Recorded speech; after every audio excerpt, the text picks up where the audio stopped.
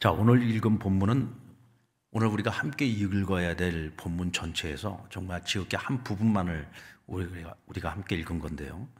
어찌 보면은 오늘 본문은 6장과 7장 전체를 함께 읽어야 되는 말씀이라고 할 수 있습니다. 근데 오늘 본문 전체에 보면은 크게 네 가지 사건을 다루고 있습니다. 첫째는 아람 왕 벤 하닷이 사마리아 성을 침공을 해가지고 이 성을 포위를 했어요. 완전히 에워쌌습니다. 그리고는 그곳에 들어가는 모든 보급을 다 차단시켜 버린 거예요. 그러니까 이 성 안에는 식량이 없습니다. 다 굶어 죽게 생긴 거예요. 그 심지어는 오늘 본문에도 보면은 엄마들이 자기 아이를 잡아먹는 사건이 나옵니다. 왕이 그 얘기를 듣고 너무 비참한 거죠. 너무 비참해. 그러니까 아주 그냥 하늘을 바라보며 통탄하는 일인 겁니다. 자, 그와 같은 상황이 벌어졌을 때 왕은 이 모든 일의 잘못이 누구로부터 온 것이냐, 그 원인을 따져보니 지금 이 상황에서 우리를 도울 수 있는 분은 하나님밖에 없는데 하나님이 저렇게 침묵을 하고 계시니 이것은 하나님의 선지자인 엘리사의 탓이다. 그러니까 모든 책임을 누구에게 돌렸어요? 엘리사에게 돌렸어요. 자신이 회개하고 백성들과 함께 하나님께로 돌아갈 기회로 삼지를 못하고 오히려 이것을 선지자의 탓을 돌리면서 자신의 신하를 보내서 그를 죽이려고까지 했습니다. 그리고 두 번째 사건은 엘리사를 죽이기 위해 왕의 신하가 찾아왔을 때 엘리사는 이 모든 것을 미리 알고 성문을 걸어 잠그게 합니다. 그리고 그 대신들에게 왕의 무모함과 어리석음을 지적하고, 그리고 그 다음 날 하나님께서 이 부족한 식량 문제를 해결해 주실 것이다. 그래서 앞으로 사마리아 성, 내일부터 그 다음 날부터는 사마리아 성문 앞에서 밀 한 스아를 한 세겔에, 그리고 보리 두 스아를 한 세겔에 살 수 있게 될 것이다. 이렇게 예언을 합니다. 그런데 그 예언의 말씀을 듣는 중에 왕의 신하들 가운데에서도 특별히 왕이 총애하는 신하가 그 한 사람이 그곳에 있었어요. 근데 오늘 성경에는 보면 그를 장관이라고 표현을 하고 있는데, 이 사람이 엘리사 선지자의 그 예언의 말을 듣고 그를 비웃고 그를 조롱하는 내용이 나옵니다. 그러자 엘리사 선지자가 그에게 말하기를, 너는 분명히 내가 오늘 예언한 그것을 보게 될 것이다. 그러나 너는 그 양식을 먹지는 못할 것이다 라고 얘기를 합니다. 자, 이게 이제 두 번째 사건이고요. 세 번째 사건은 사마리아 성을 에워싸고 있는 아람 군대를 하나님께서 어떻게 물리치셨는지, 그리고 엘리사의 예언이 어떻게 성취되었는지를 말씀하고 있습니다. 그리고 네 번째는 아람의 군대가 다 도망을 가고 그 진영이 전부 비어 있는데 그것을 최초 발견한 사람들이 누구냐? 4명의 나환자들이었습니다. 이 4명의 나병 환자들은 성 안에서 살 수 없는 사람들이죠. 성 밖에서 사는 사람들입니다. 그러니까 이들은 아람의 군대를 피해서 숨어 있다가 가만히 보니 우리는 이래저래 굶어 죽게 생겼어요. 그러니 아람 군대에게 가서 항복을 하고 그들이 먹을 것을 주면 살 것이요, 뭐 그들이 주지 않으면 우리는 죽을 것이다. 어차피 죽을 것이니까 그래도 혹시라도 그들이 우리에게 은혜를 베풀지 않겠나 하는 마음으로 그들에게 갔다가 가서 보니까 진영이 비어 있는 거예요. 근데 그들이 도망갈 때에 먹을 거 다 식량도 그대로 놓고 가고 그들의 병장기까지 다 그대로 놓고 가고 심지어는 금은보화까지 놓고 갔어요. 그것을 발견하고는 그들이 야, 이게 웬 행제냐 해서 실컷 먹고 양식과 그리고 금은보화와 병장기 뭐 옥, 모든 것들을 다 이거저거 챙겨가지고 감추어 둡니다. 그런데 가만히 생각을 해보니까 지금 저 성 안에는 이스라엘 백성들이 다 굶어서 죽어가고 있단 말이죠. 이곳에 이렇게 지금 먹을 것이 널려 있는데 이 아름다운 소식을 우리가 빨리 가서 전하지 않는 건 죄가 아니겠느냐. 그래서 그들이 성 안에 들어가서 왕에게 이 사실을 직고하고 나와서 정말로 보니까 그 많던 아람의 군대가 다 도망을 가고 없는 거예요. 그리고 그곳에 식량도 그대로 다 놔두고 가고. 그래서 정말 엘리사가 예언한 대로 백성들이 나와서 식량을 싼 값에 구해서 먹을 수 있게 되었다라고 하는 사건입니다. 자, 이 네 가지 사건인데 여러분 벌써 들어보니까 오늘 이 네 가지 다 다루려면 시간이 많이 걸릴 것 같죠? 그렇죠? 네, 그래서 다 다루려고 합니다. 자, 오늘은 지난주 우리가 희망의 날, 희망 온데이 날, 우리 하나님께서 사마리아 성을 에워싸고 있는 이 아람 군대를 어떻게 물리치게 하셨는지를 우리가 지난 시간에 우리가 배웠어요. 어떻게 여러분들 그들이 도망치게 만들었습니까? 사실은 여러분, 정말 자기 자식을 잡아먹어야 될 정도 상황 같으면은요, 이제는 이 사마리아 성 안에 먹을 것이 아무것도 없다는 얘기예요. 만약에 산이 있다면 그 산이 마치 북한의 산처럼 민둥산으로 변해버렸을 겁니다. 어쨌든 사람의 목구멍으로 들어갈 수 있는 것이라면 뭐든지 전부 다 씹어서 먹어서 어쨌든 생명을 유지해야 되는 그런 상황이었단 말이죠. 그러니까 아람의 군대는 그냥 가만히 기다리기만 하면 항복을 얻어낼 수 있는 그런 상황이었다는 거예요. 그런데 하나님께서 이 군대, 아람의 군대의 귀에 무엇을 듣게 했느냐? 갑자기 어마어마한 병거 소리를 듣게 한 겁니다. 병거로 말하면 오늘날의 탱크와 같은 거예요.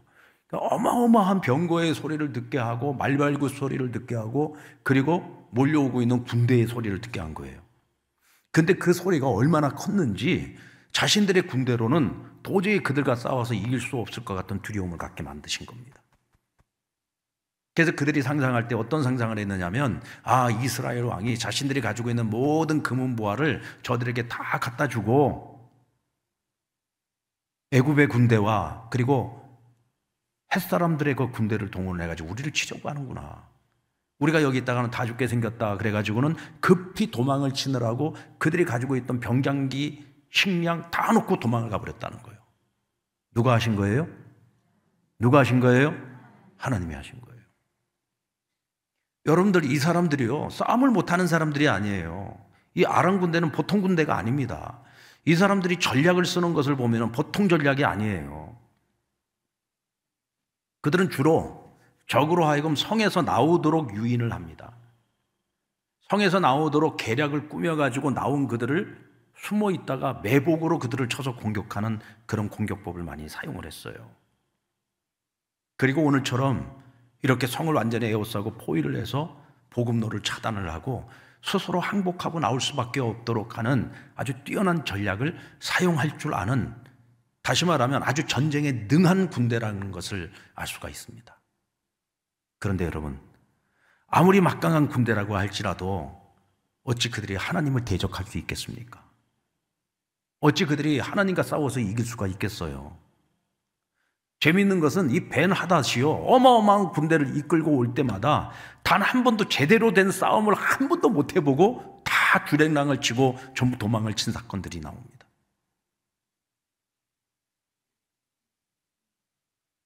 인간이 제 아무리 대단해도 하나님에 비하면 아무것도 아니란 말이에요. 하나님의 이스라엘 편을 들면은요, 하나님이 이스라엘의 편을 들면 그 이스라엘과 싸워서 이길 수 있는 나라, 이길 수 있는 군대는 그 어느 나라 어떤 군대도 없다는 것이죠. 믿습니까? 여러분, 하나님께서 함께 하시는 군대와 백성을 그 누가 대적할 수 있겠어요? 하나님이 함께 하시는 모세, 여러분, 모세가 애굽의 바로 앞으로 나아갈 때 그럼 미디안의 양측에 불과한 사람이었습니다. 그가 의지할 수 있는 것은 지팡이 하나였어요. 그런데 하나님께서 내가 그 지팡이를 들고 나아갈 때 내가 그 지팡이를 통해서 기적을 행하게 할 것이고 내가 너와 함께 한다는 것을 보여줄 것이다. 하나님이 모세와 함께 하니까 결국은 10가지 재앙을 통해서 그토록 마음이 완고했던 바로가 결국은 두 손 들고 항복해서 이스라엘을 내보내준 것 아닙니까? 하나님이 함께 하시면은요, 그 누구도 거역할 수가 없는 거예요. 이스라엘이 가나안 땅에 들어가서 그 땅을 정복해 나가는 가나안 정복 전쟁을 치르는 그 모든 과정을 보면 그들이 이루었던 그 모든 승리의 뒤에는 언제나 하나님의 권능이 함께하고 있음을 우리는 볼 수 있습니다. 여러분, 이것이 어찌 꼭 이스라엘, 이것이 꼭 어찌 모세만의 이야기겠어요? 오늘 이 시대를 살아가고 있는 오늘 우리에게도 언제나 하나님 우리와 함께 하시겠다고 약속해 주셨습니다. 하나님의 오른손이 우리를 붙잡고 계십니다. 아멘. 하나님의 천군 천사를 동원해서라도 하나님, 우리가 정말 위기 가운데 있을 때, 고난 가운데 있을 때 우리가 하나님을 찾고 하나님께 부르짖으면 하나님 우리를 도우신단 말이죠. 하나님이 우리를 도우시기로 마음에 작정을 하시고 하나님 마음을 먹으시면 그 누가 하나님의 손에서 우리를 빼앗을 수 있겠습니까? 오늘 하나님의 백성의 사는 길은 오직 하나님께 찰떡같이 붙어 있는 거예요. 그 길밖에 없습니다. 오늘 하나님의 사람들이 이 세상에서 승리하는 길은 오직 하나님만 의지하고 사는 길밖에 없습니다. 아멘. 우리가 다른 것을 의지하면은요, 하나님이 다른 것을 빼앗아 가세요. 내가 의지할 만한 다른 것들이 아무리 많이 있어도 내가 오직 하나님만 의지하겠다는 마음을 가지고 오직 하나님만 의뢰하면서 살아가면 하나님께서 내가 의지할 만한 다른 것들도 빼앗아 가지 아니하시고 하나님께서 우리를 지키시고 보호하시며 우리를 복되게 만드시는 거예요. 믿습니까? 절대로 우리는 하나님을 질투하게 만들면 안 됩니다. 하나님은 질투하시는 하나님이라 그랬어요. 하나님께서는 우리가 그 어떤 것보다도 하나님을 의지하기를 원하십니다. 하나님을 의지하고 하나님께 찰떡같이 붙어있는 한 우리는 절대로 패배하지 않습니다. 하나님께서 우리의 편이 되어주시면 사람이 우리를 어찌할 수 없습니다. 심지어 하나님께서는 원수도 내 편이 되도록 만드신단 말이죠.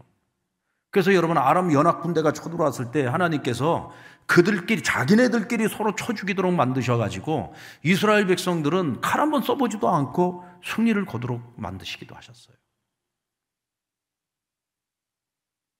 우리 하나님은 그런 하나님이십니다. 이와 같이 하나님의 은혜가 이스라엘과 함께하는 동안 이스라엘 왕 여호람은 오늘 지금 자신들이 포위를 당하고 이 굶주린 가운데 있을 때 이 모든 재난의 탓을 엘리사에게 돌렸죠. 6장 31절 말씀에 보면은 왕이 이르되 사밧의 아들 엘리사의 머리가 오늘 그 몸에 붙어 있으면 하나님이 내게서 벌 위에 벌을 내리실지로다 하니라. 이게 무슨 얘기예요? 자, 이건 전부 다 누구 탓이다? 엘리사 탓이다. 그리고 엘리사만 죽으면 이 모든 건 끝난다. 그 엘리사를 갖다가 목 베어 죽이겠다는 얘기입니다. 여러분, 지금까지 이 여호람 왕이 엘리사에게 얼마나 은혜를 많이 입었습니까? 지난번에 여러분, 여러 번 이 아람 군대가 쳐들어와 가지고 그들을 공격할 때 그들의 모든 계략을 엘리사는 하나님께서 미리 보여주시고 알게 하셔가지고 그들의 계략을 왕에게 알리고 전략까지 알려줍니다. 그래서 항상 이 아람 군대가 매복을 하면 그 매복을 다 들통나게 해가지고 결국은 패배하게 만들고, 그들이 계획을 세우는 것마다 미리 다 알고 미리 그것을 방비하게 했단 말이죠. 그러니까 이 왕이 대체 이게 무엇 때문에 그런, 혹시 우리 가운데 무슨 스파이가 있어서 그런 거 아니냐? 그러니까 그들 신하들이 하는 말이 이 모든 것이 다 저 엘리사 때문입니다. 그래서 여러분, 도단에 있는 엘리사를 잡기 위해서 군대를 보내지 않습니까? 아람 군대가요, 그 도단성은 조그마한 성이에요. 근데 그 성을 완전히 다 둘러쌌어요. 그러니까 엘리사의 그 시종이 그걸 보고서 그냥 겁에 질려 있으니까 엘리사가 뭐라고 했습니까? 넌 저거 안 보이냐? 내 눈에는 보이는데 지금 하나님의 군대가 이 성을 다 둘러싸고 있다. 이 산을 다 둘러싸고 있다. 저들보다 훨씬 많은 하나님의 군대가 지금 우리를 둘러싸고 우리를 지켜주고 있다. 그러면서 하나님께 기도하잖아요. 이 시종의 눈을 밝혀주셔가지고 저로 하여금 보게 해달라고. 하나님이 그 눈을 열어주시니까 그게 보이는 거예요. 그리고서는 어떤 일이 일어났습니까? 하나님께서 이 군대의 눈을 전부 다 멀게 만드신 거예요. 갑자기 앞이 안 보이는 거예요. 그러니까 엘리사가, 야, 너희들 지금 길을 잘못 찾아왔다. 내가 길을 안내해 줄게. 마치 피리 부는 손처럼, 피리 부는 사람처럼 이 군대를 이끌고 어디로 데리고 왔어요? 사마리아 성으로 데리고 왔어요. 저 가운데로 데리고 들어간 거예요. 사마리아 성문을 열어놓고 그 안으로 다 들어갔습니다. 여러분, 적의 소굴 속으로 들어간 거죠. 그리고는 왕이 묻잖아요. 아버지요. 여러분, 이 여호람 왕이요, 지금 엘리사를 향해서 뭐라고 얘기했어요? 아버지라고 불렀어요. 아버지라고. 아버지요, 어찌하리이까? 저들을 죽이리이까? 죽이리이까? 그러니까 엘리사가 뭐라고 합니까? 야, 죽이는 게 이기는 게 아니야. 살려서 보내자. 저들을 위해서 음식을 준비하고 저들 배불리 먹여서 저들을 선대하여 본국으로 돌려보내자. 그러면 저들이 우리를 다시 공격해 오지 못할 것이다. 악을 은혜로 갚은 거죠. 여러분, 이런 일을 경험했던 사람이에요, 여호람이. 심지어는 엘리사를 향해서 아버지라고까지 불렀던 사람입니다. 그런데 지금 이렇게 공경에 처해 있으니까 이제는 모든 탓을 엘리사 탓으로 돌려서 이 사람 하나 죽이면 끝날 것처럼 이렇게 무지하고 어리석은 말을 내뱉고 있고, 또 그걸 행동으로 옮기고 있잖아요.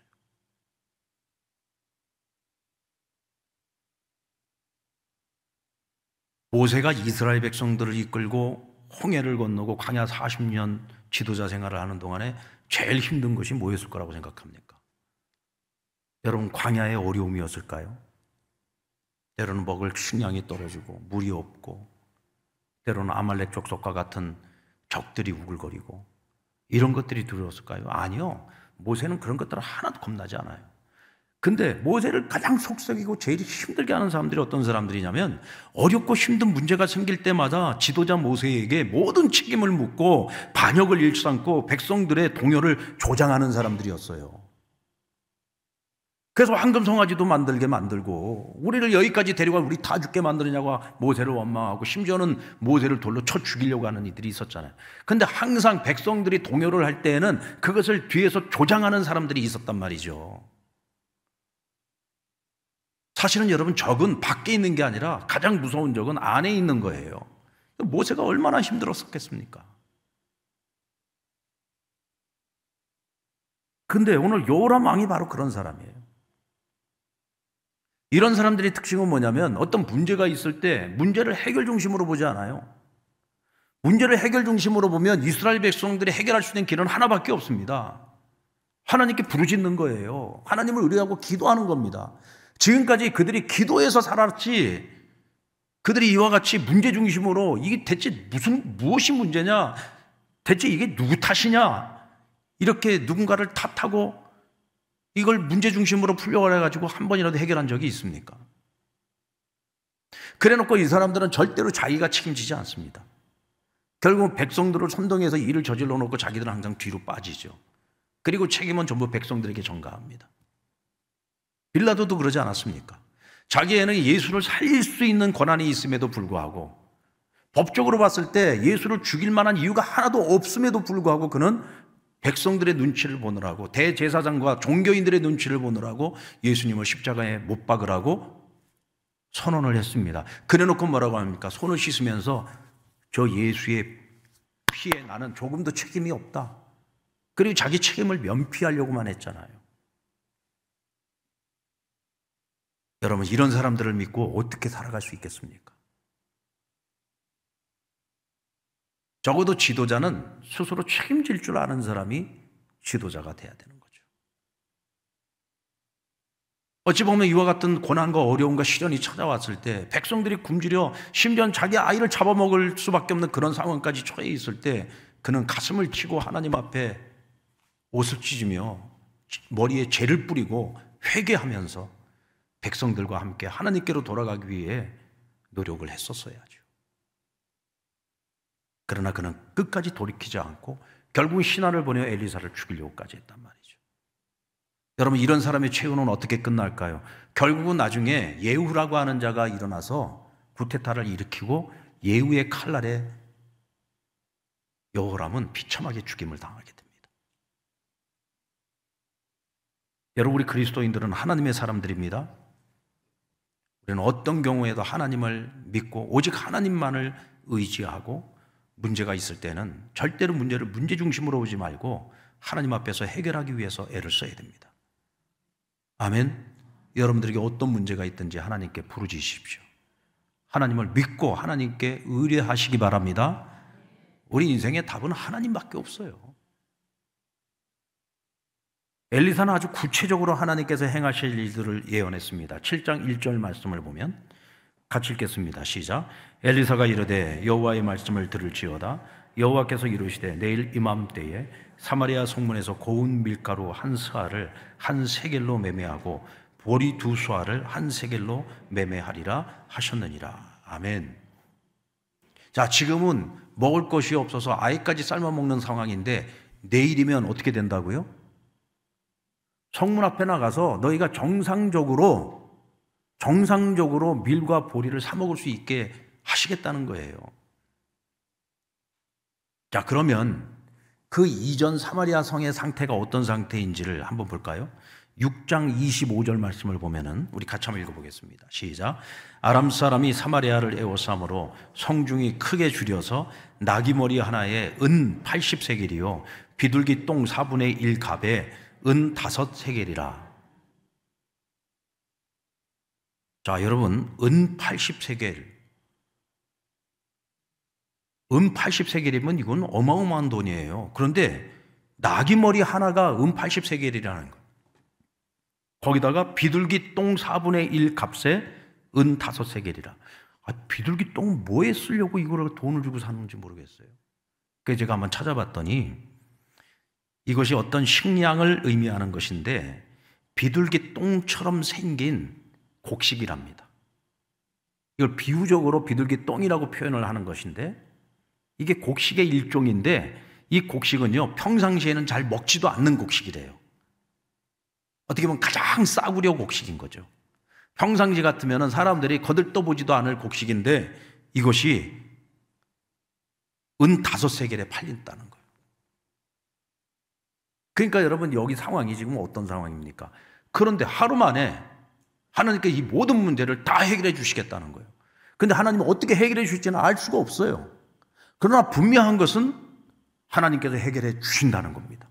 여러분 엘리사는 그걸 믿어야 안 믿어요? 믿어요. 믿기 때문에 그걸 선포하는 거예요. 하나님이 약속하셨다. 하나님 그렇게 하실 것이다. 하나님이 이루실 것이다. 믿음을 가지고 선포한 겁니다. 그런데 그것을 한 장관이 조롱을 하고 나섭니다. 하나님께서 하늘문을 다 열어준다고 할지라도 어떻게 그와 같은 일이 이루어질 수 있겠느냐. 말도 안 된다. 그리고는 오히려 엘리사를 조롱을 했습니다. 여러분 사실 이 엘리사의 말을 믿는 것이 이렇게 쉬운 일은 아닙니다. 여러분 우리가 믿음을 갖는다는 것이 이렇게 쉬운 일은 아니에요. 믿음을 갖는다는 것은 우리가 믿어야 될 그 대상이 사실은 가능성이 있는 일이 아니라 가능성이 희박하기 때문에 믿기가 어려운 거거든요. 어떻게 보면 상식적으로 볼 때는 오늘 이 장관의 말이 100번 틀린 얘기가 아닙니다. 지금 상황이 이런 상황인데 어떻게 내일 당장에 이런 문제가 다 해결이 된단 말이야? 말도 안 되는 소리를 하고 있어. 당신이 무슨 하나님이 되기라도 해? 뭐 이렇게 지금 조롱을 하고 있는 거죠. 왜 오늘 그는 믿지 못했을까요? 그가 오늘 이 엘리사 선지자의 말을 믿지 못한 이유가 뭘까요?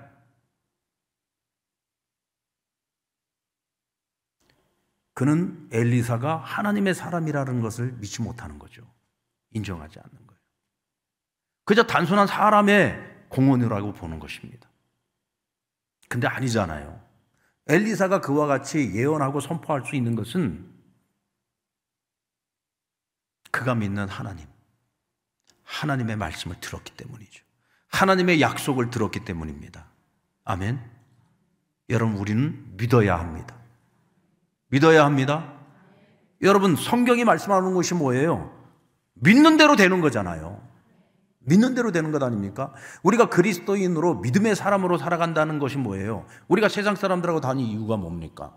우리는 하나님의 말씀이기 때문에 그것을 믿는 거예요. 하나님의 말씀이기 때문에 그것을 믿고 그것이 가능성이 지극히 희박해 보인다고 할지라도 우리는 그 말씀을 주신 하나님을 믿기 때문에 그것을 믿고 순종하면서 강구하면서 나아가는 거예요. 우리는 그래서 그 끝에 가서 뭘 보게 돼요? 결과를 보게 되는 거죠. 열매를 보게 되는 거죠. 하나님이 하시니까 하시는구나. 하나님이 약속하셨기 때문에 그 약속을 지키시는구나. 우리 그것을 보게 되죠. 결국은 여러분 이스라엘 백성들이 그걸 보게 되잖아요. 그런데 이 장관은 어떤 최후를 맞이하게 됩니까? 여러분, 믿지 않는 것과 조롱하는 것은 또 다른 문제입니다. 오늘 이 사람은 믿지 못한 것일 뿐만 아니라 오히려 하나님의 사람인 선지자 엘리사를 조롱한 거예요. 믿지 못할 수는 있어요. 믿음이 부족하면 못 믿을 수 있는 거죠. 어쩌면 오늘 이 자리에 있는 우리들 가운데서도 우리가 그날 그때 그 상황 속에서 엘리사의 이 예언의 말씀을 들었을 때 어쩌면 우리 가운데도 믿지 못할 자들이 많이 있을 겁니다. 그런데 그것을 그 자리에서 내가 믿지 못한다고 해서 그것을 가지고서 그 자리에서 선지자의 이 예언의 말씀에 대하여 반박을 하고 그것을 조롱을 했다. 이것은 결국은 하나님을 조롱하는 것입니다. 그러니까 엘리사가 뭐라고 했습니까? 너는 내가 말한 것을 반드시 네 눈으로 보게 될 것이다. 그러나 너는 그 양식을 먹지 못할 것이다.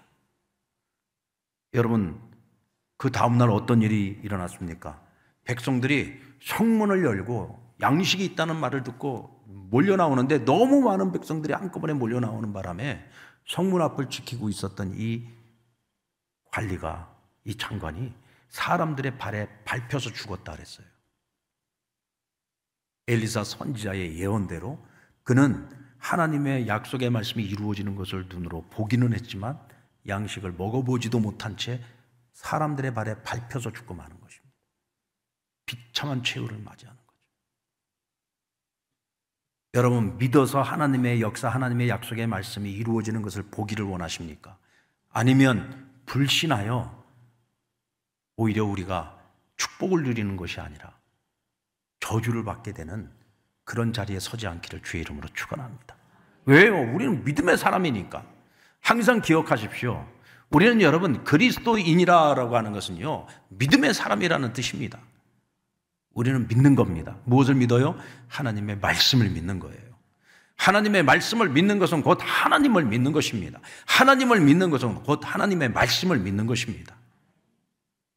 여러분들에게 어떤 지금 불확실성이 여러분 앞을 가로막고 있고 해결하지 못하고 있는 이 세상에 어떤 문제를 가지고 있든지 여러분들이 믿음을 가지고 하나님 앞에 간구하신다면 하나님이 그것을 이루실 것을 믿고 기다리시고 하나님께서 그것을 이루실 것을 믿고 믿음대로 되어질 것을 생각하시면서 우리가 가야 할 길을 걸어가야 한다는 것입니다.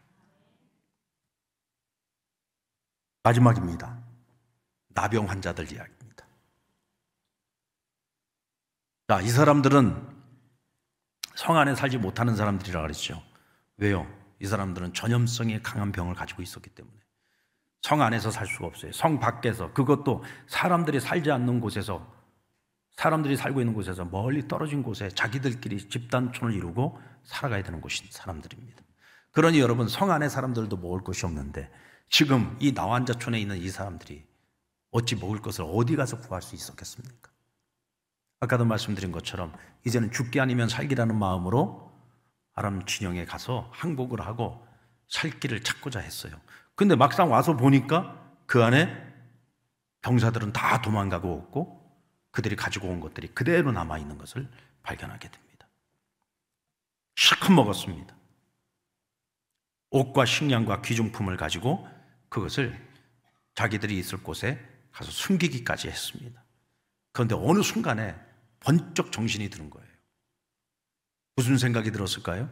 저 성 안에 그 많은 이스라엘 백성들이 좀 굶어 죽어가고 있다는 그 사실이 번쩍 생각이 비친 거죠. 그러면서 여기에 이렇게 먹을 것이 넘쳐나는데 이 사실을 우리가 저들에게 알리지 않는다면 이건 큰 죄가 되지 않겠느냐.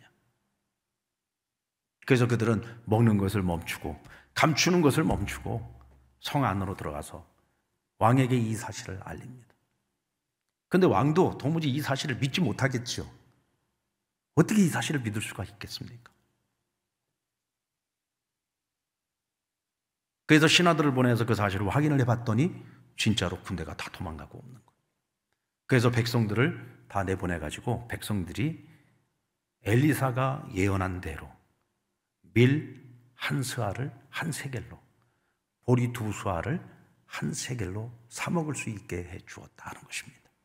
자, 여기서 그러면 우리는 이 나환 자들을 한번 생각해 봅니다. 이 사람들은 여러분 평상시에 이스라엘 백성들 그 사회 속에 들어가지 못한 사람들, 그들로부터 버림받았던 사람들입니다. 버림받았던 사람들이 그들의 마음속에 얼마나 천천히 분노가 있고 원망하는 마음이 있고 심지어는 복수하고 싶은 마음도 있지 않겠습니까? 어찌 보면 저들이 지금까지 우리를 사람 취급도 하지 않았는데 저들이야말로 저기서 굶어 죽든지 말든지 나 몰라라 할 수도 있지 않았겠습니까? 그러나 여러분, 가장 확실한 복수는 용서하고 사랑하는 겁니다. 여러분 혹시 마음속에 복수를 꿈꾸고 계시는 분들 계십니까? 나는 반드시 복수하리라. 그러면 상대방의 눈에 피눈물 나게 만드는 복수가 아니라 그에게 용서를 통하여 회개의 눈물을 흘리게 만들고 사랑을 통해서 진정으로 무릎을 꿇게 만들어야 됩니다. 그게 진짜 복수예요. 내가 상처 입고 내가 아픔을 겪고 내가 피해를 입고 내가 손해를 보았다고 해서 상대방에게 똑같은 방법으로 복수를 하죠. 그러면 그가 내가 당한 고통을 똑같이 겪을 때 과연 내가 행복할까요? 과연 내가 기쁠까요? 결국 복수는 유전될 뿐입니다. 나도 아프고 괴로웠지만 상대방이 아프고 괴로운 모습을 봤을 때 나에게 희열이 오는 것이 아니라 나도 아프고 또 아프고 더 아프고 더 괴롭고 더 힘든 거예요. 그래서 여러분, 하나님께서 주의 자녀들에게는 용서하고 사랑하라고 말씀하시는 거예요. 우리의 마음속에 미움이 있어서 분노가 있어서 결국은 우리 스스로가 괴롭고 힘들고 아프고 상처받는 것을 하나님 원치 않으세요. 오히려 우리가 용서하고 사랑함으로써 오히려 하나님께서는 우리에게 더 큰 기쁨과 더 큰 행복을 누리게 해주시는 겁니다. 그러니까 오늘 이 나병 환자들이 잘한 거예요, 못한 거예요? 잘한 거죠? 맞습니까? 그럼 우리도 잘해야지 됩니다. 아멘? 우리 한번 옆 사람 보고 당신도 잘하시고 나도 잘하고 우리 함께 잘합시다. 우리 함께 잘해야죠. 이들은 탐욕을 끝낼 줄 알았어요. 사실 여러분, 그들이 그곳에 있는 거 다 갖다가 어디다 감춰둔다. 그거 어디다 다 감춰두겠습니까? 저는 이렇게 생각합니다. 이 탐욕이라고 하는 것은요, 채우고 채워도 채울 수 없는 공간이 문제다. 아마도 채울 수만 있다면은, 채울 공간만 있다면 사람들은 아마 끝까지 다 갖다 채울 생각을 할 거예요. 근데 여러분, 우리에게는 그것을 다 채울 만한 공간이 없어요. 다시 말하면 탐욕은 결국 우리를 불행하게 만들 뿐이라는 거죠. 이 사람들은 그걸 알아요. 그리고 결국은 나누는 것이 진정한 행복이지 더 많이 채우는 것이 행복이 아니라는 것을 이 사람들은 아는 겁니다. 이게 굉장히 중요한 거죠. 여러분, 우리 믿음의 사람, 우리 그리스도인들은 창고에 쌓인 것이 많아서 복된 사람이 아니라 나눌 것이 많아서 복된 사람이어야 합니다. 아멘? 나눌 것이 많아서 복된 사람이어야 돼요. 뭐 수십억, 수백억을 가지고 있으면 뭐예요? 그것을 선한 일을 위해서 바르게 사용하지 않는다면 그 돈은요, 결국은 나를 파멸에 이르게 만들 것입니다. 내 자녀들을 복되게 만드는 것이 아니라 오히려 내 자녀들을 불행하게 만들 겁니다. 그러니까 여러분, 우리 자녀들에게요, 너무 많은 것을 물려주려고 생각하지 마세요. 하영 목사님, 물려줄 건 둘째치고 지금 당장에 애들 키우기도 힘든데요. 뭐 이렇게 생각하시는 분들, 그건 복된 거예요. 가진 것이 많은 것이 꼭 좋은 것은 아닙니다. 제가 보니까 교회도 그렇더라고요. 교회도 쌓아놓은 재산이 많으면은요, 교회가 늘 분란이 일어나요. 그래서 저는 우리 교회는 절대로 쌓아놓은 재산이 많으면 안 된다. 우리 교회는 별로 잔고가 없어요. 연말에 여러분 우리가 보고하잖아요. 연말 보고. 우리 재정 보고 하잖아요. 재정 보고 보면은 우리 상남교회는 별로 남는 게 없어요. 미래발전기금이라고 해서 조금씩 모아두는 거 있는데, 그거는 뭐냐면 교회가 하자가 있거나 문제가 생겼을 때 우리가 수리하고 다 하려면은 그 돈은 필요해요. 그래서 그것도 조금 남겨두는 것이고 그건 조금 모아두는 거. 그거는 우리가 당연히 해야 되는 준비금이죠. 근데 그것을 제외하고는 우리는 다 써요.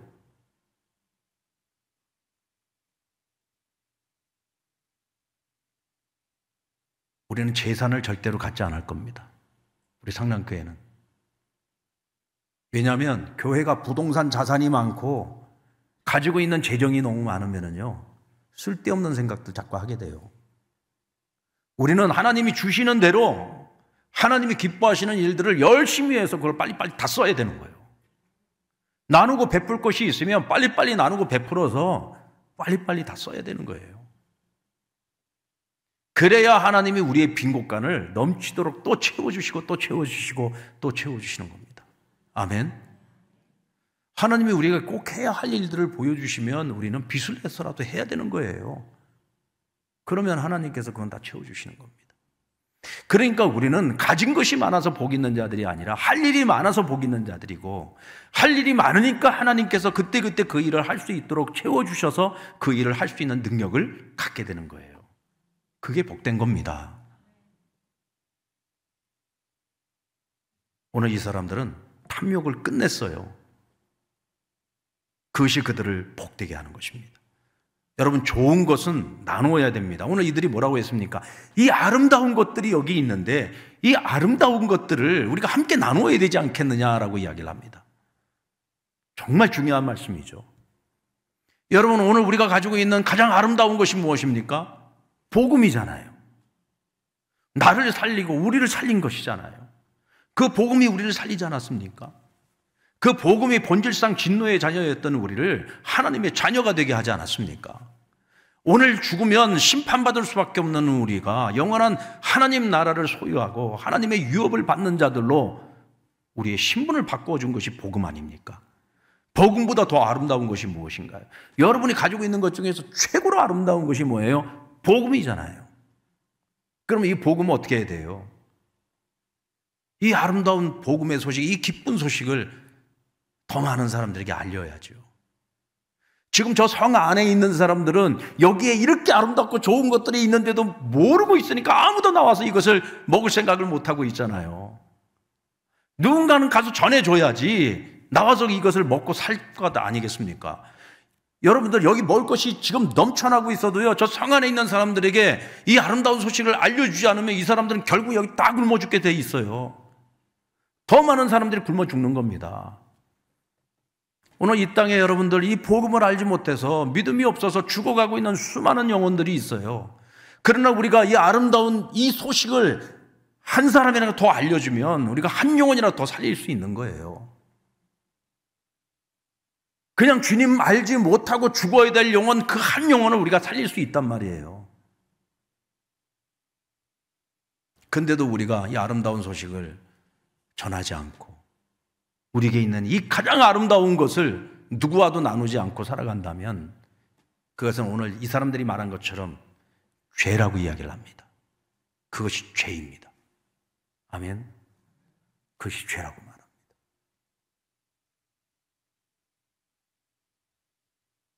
그래서 우리는 이 아름다운 소식을 전해야 될 사명이 있습니다. 여러분, 오늘 이 사건에 나오는 사람들의 이야기가 각기 내용은 조금씩 다르지만 다 연결되어 있어요.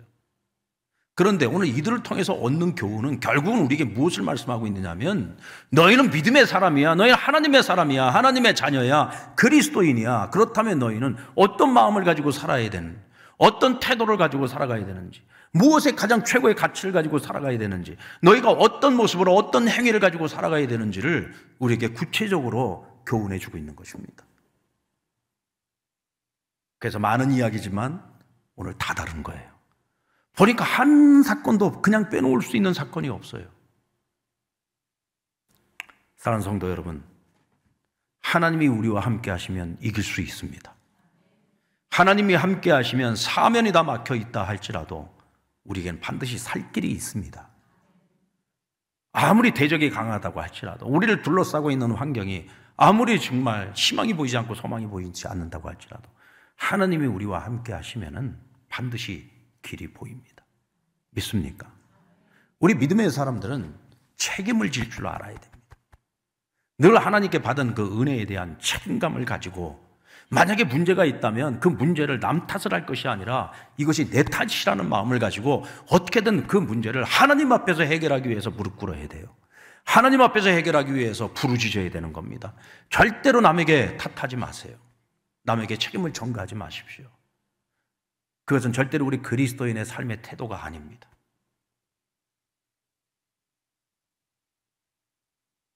여러분 믿으십시오. 하나님의 약속의 말씀을 믿으십시오.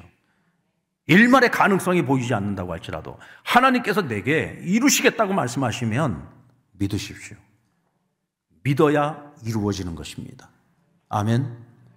그리고 오늘 이 나병 환자들이 우리에게 보여준 것처럼 여러분 저는 그렇게 생각합니다. 사람은 사람다워야 합니다. 사람이 사람다우려면요 탐욕을 내려놔야 돼요. 사람이 사람다우려면요 마땅히 생각할 그 이상의 것을 생각해서는 안 됩니다. 마땅한 생각을 할 줄 알아야 되는 겁니다. 뭐가 죄인지를 알아야 됩니다. 그래서 우리는 정말 좋은 것이 있을 때 이 좋은 것을 움켜쥐고 나만 누리려고 하지 말고 정말 좋은 것일수록 우리는 더 같이 나누고 더 많이 베풀고 사람들에게 더 열심히 전하여서 많은 사람들이 함께 기뻐하고 함께 행복할 수 있는 그 길을 만들어 가야 합니다. 이것이 오늘 우리의 사명입니다. 아멘. 오늘 이 말씀 어느 것 하나도 놓치지 마시고 오늘 우리가 그리스도인으로서 살아가는 우리의 삶의 태도로 삼을 수 있기를 주의 이름으로 축원합니다.